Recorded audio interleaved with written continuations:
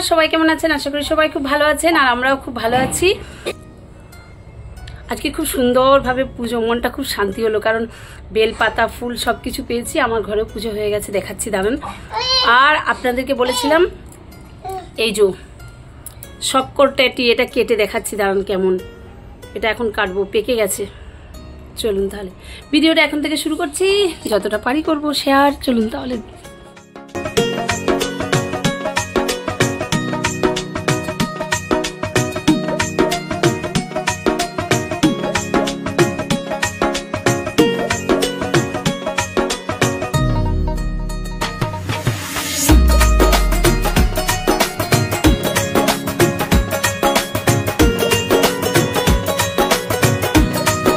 এই যে এখন এটা কাটছিলাম, আমি দেখাচ্ছি। এটা ভীষণ মিষ্টি ফলটা। আমার তো আমি তো মানে ভালোবাসি না, কিন্তু এটা খাওয়া খুব উপকার। এই গরমের দিনে না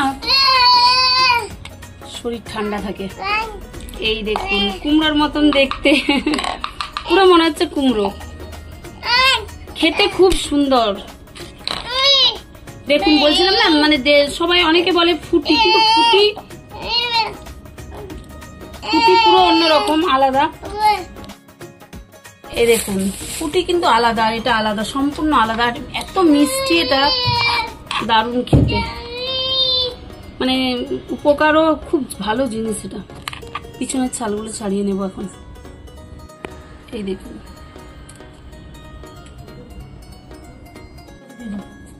এই দেখুন, এখন এগুলো এরকম ভাবে পিস করে নেব।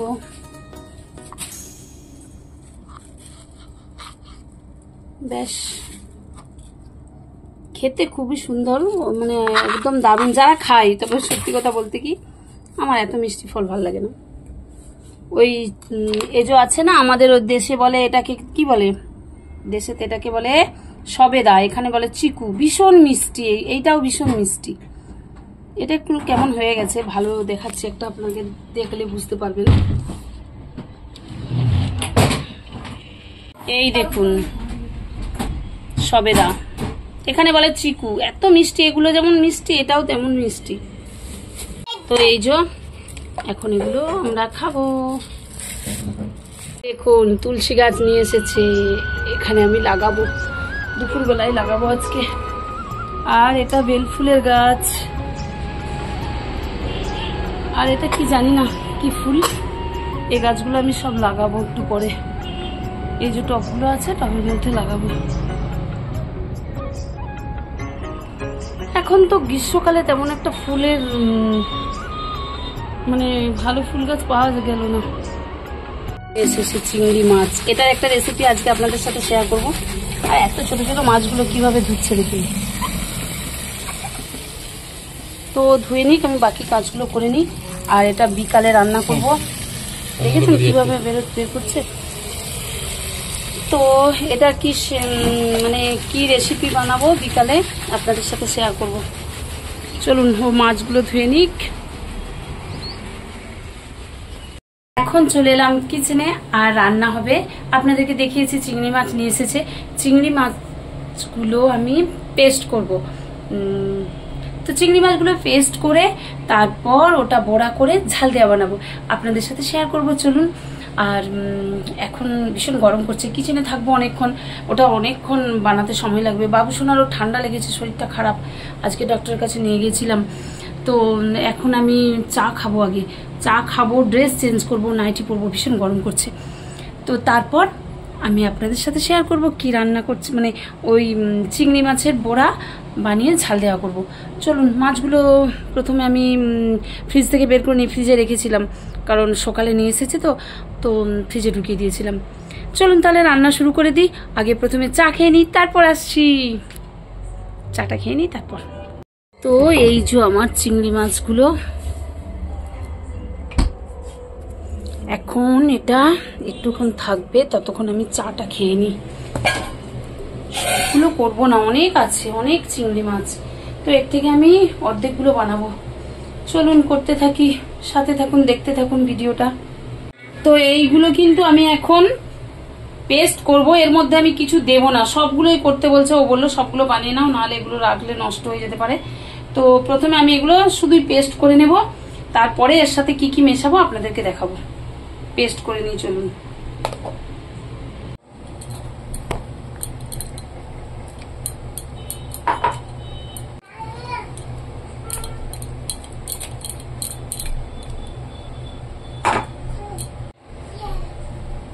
তো এখনো অনেকটা আছে বাকি।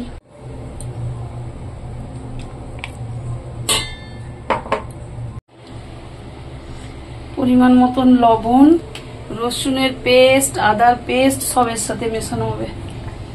আর দেবে চালের গুঁড়ো আর সামান্য পরিমাণে বেসন।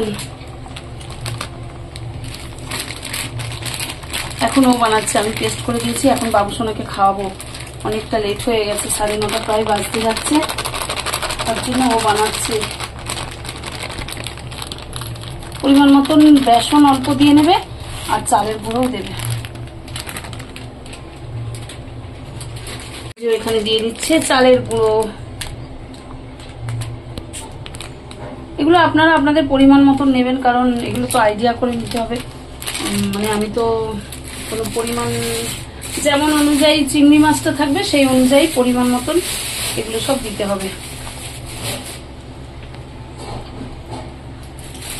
গ্যাস জ্বালিয়ে নিল, এখন কড়াতে তেলটা বসিয়ে নেবে।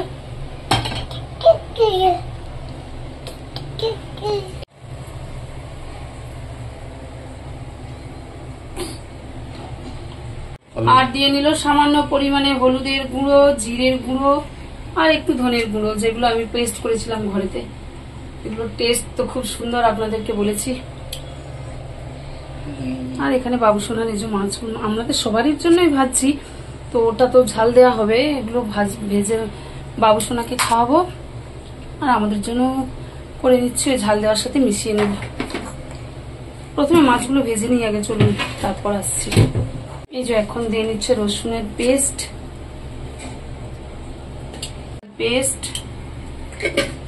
সব একসঙ্গে মিক্সড করে নেবে। এখন হয়ে গেছে, তেলও গরম হয়ে গেছে, মাছ ভাজাগুলো হয়ে গেছে। এখন আমি নয়, ও ভাজছে এখন। এই যে এখন এগুলো পকোড়ার মতন করে ভেজে নেবে। তারপর মাছের ঝাল যেমন করে বানানো হয়, পেঁয়াজ রসুন আদা রকম করে মাছের ঝাল বানানো, আপনারাও করে দেখবেন, ভীষণ টেস্টি হয়। এই পকোড়াগুলো তো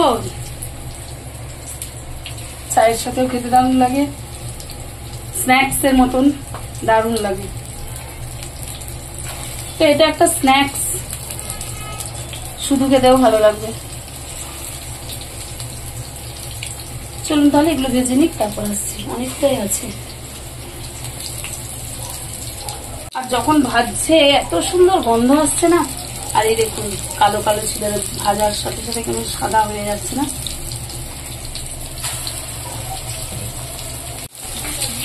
এই দেখুন এরকম হচ্ছে,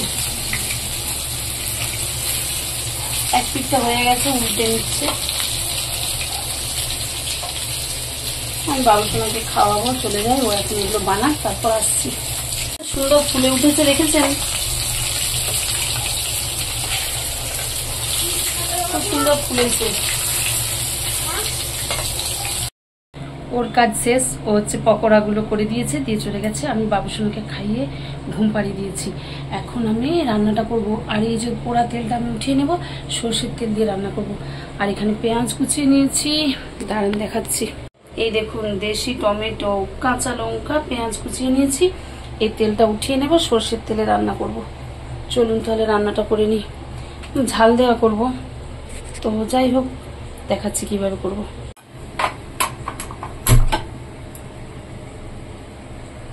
এখন আমি সর্ষের তেল দিয়ে নেব। মাছ গোড়াগুলো সাদা তেলে ভাজা হয়েছিল, তো এখন সর্ষের তেল দিয়ে নিচ্ছি। একটু বেশি করেই তেল দেব, আমি একটু বেশি করে তেল দিয়ে রান্না করি। এখানে ড্রাই ওয়েদার তো, তেল বেশি খেলে মানে তেল বেশি খেলে ক্ষতি হয় না। তো গোটা জিরে, তেজপাতা, শুকনো লঙ্কা দিয়ে নেব। তো একটু ঝাল ঝাল করে করব। ছোট মেয়ে তো ঘুমিয়ে গেছে, খাবেই না ও। আর বড় মেয়েও ও বললো আমি ওই পকোড়াগুলো দুটো একটা খেয়েছে সস দিয়ে, ও ঝাল দেওয়া খাবে না, অন্য যে তরকারি আছে সব আছে। তো আমরা একটু ঝাল ঝাল করে, এইটা না একটু ঝাল ঝাল করে না বানালে ভালোও লাগবে না। আর একটা জিনিস দেখাচ্ছি আপনাদেরকে, দাঁড়ান। এই দেখুন কত সুন্দর পাতা গজিয়েছে, দেখেছেন? এই পাতাটা নতুন এসেছে। এইখানে এটা থাকলে সত্যি আমার মনটাও মানে কি বলবো, রান্না করতেও ভালো লাগে। এটা দেখেছেন, এই পাতাটা এসেছে নতুন। তো দিয়ে নিয়েছি এখন। এবারে আমি পেঁয়াজগুলো দিয়ে নেব। এত সুন্দর টেস্ট হবে না, ঝাল ঝাল। আর কি বলুন তো, এই মাছের যে রেসিপি, এটা একটু ঝালই ভালো লাগবে, ঝাল ঝাল একটু ভালোই লাগবে। এখানে ওয়েদার এখন ভীষণ খারাপ চলছে, বাচ্চাদের বড়দের সবার ভীষণ শরীর খারাপ করছে। আমার ছোট মেয়ের এত ঠান্ডা লেগেছে, শরীরটা খারাপ। আমার কদিন হলো, এসব চলছে। তো এখন আমি এই যে টমেটো আর কাঁচা লঙ্কাটা দিয়ে দেবো।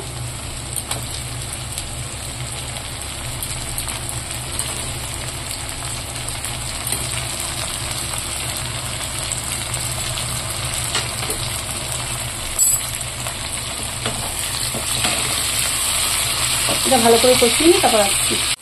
এখন দিয়ে নেব পেস্ট করে রাখা আদা আর পেস্ট করে রাখা রসুন।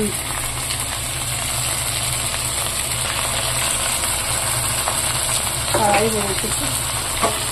এই মশলাটাও আমি ভালো করে কষিয়ে নেব। তো আমি ভিডিও শুরু করেছিলাম কিন্তু ভিডিওটা অনই করিনি। যাই হোক, এখন আমি ওই যে বড়াগুলো চিংড়ি মাছের, ওগুলো আমি এর সাথে দিয়ে দিয়েছি, অ্যাড করে দিয়েছি। তো ভালো করে একটু নাড়াচাড়া করে নিচ্ছি। তো এই যে আমি এর মধ্যে বড়াগুলো দিয়ে দিলাম। পকোড়াগুলো এত টেস্টি হয়েছে খেতে। আর এটা কিন্তু বেশি জল অ্যাড করব না, একটু মানে অল্প জল দেব, বেশি জল অ্যাড করব না। আমি ভিডিও চালু করেছি, ভিডিওটা আমি অন করিনি। তো যাই হোক, এখন আমি এর মধ্যে জল অ্যাড করে দেবো। এত টেস্টি হয়েছে এগুলো, আমরা দুটো একটা করে খেলাম, ভীষণ টেস্টি হয়েছে।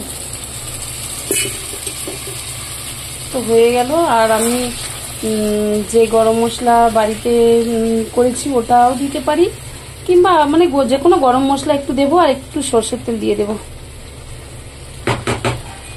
গরম মশলাটা অ্যাড করে দিয়ে দেখাচ্ছি। গরম মশলা দিয়ে দেব, আর হয়ে গেল রান্না কমপ্লিট। একটু ওপর থেকে সরষের তেল ছড়িয়ে নেব, যেহেতু এগুলো নরম, বেশি তো জলে ফোটানোর দরকার নেই। তো হয়ে গেছে আমার, উপর থেকে একটু আমি সরষের তেল ছড়িয়ে নামিয়ে দেবো। কমপ্লিট।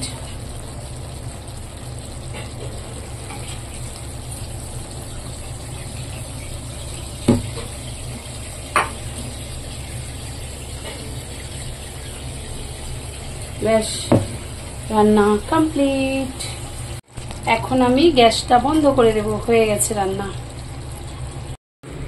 তো রান্না হয়ে গেছে, গ্যাস বন্ধ করে দেব। আর ভিডিওটা আজকের মতো এখানে শেষ করছি। দেখা হবে নতুন আবার একটা ভিডিও নিয়ে। আজকের মতো tata, bye, good night, bye, tata.